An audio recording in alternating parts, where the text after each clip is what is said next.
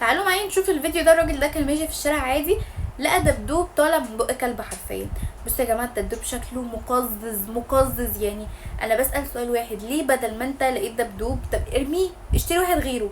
لان هو استهلك شامبو واستهلك مسحوق واستهلك حاجات كتير جدا اللي هو عشان ينظف الدبدوب. بصوا يعني حرفيا هدف ازازه الشامبو كلها عليه. طب ليه ما تشتري واحد؟ والله هيبقى ارخص، يعني بجد والله هيبقى ارخص. استهلك مجهود ووقت وفضاء ليه؟ قبل اي حاجه بس ما تنسوش تعملوا اشتراك في القناه وتفعلوا الجرس تعملوا لايك للفيديو ده وتقولوا لي انتوا بتابعوني منين، لان احنا بعرف انتوا منين. وكمان هتلاقوا الفيديو ده كمان على القناه.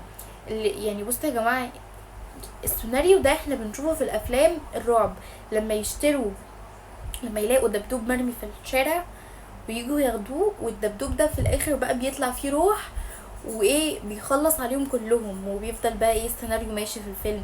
فهو ده نفس الحوار بجد. يعني كنت اشتري واحد جديد.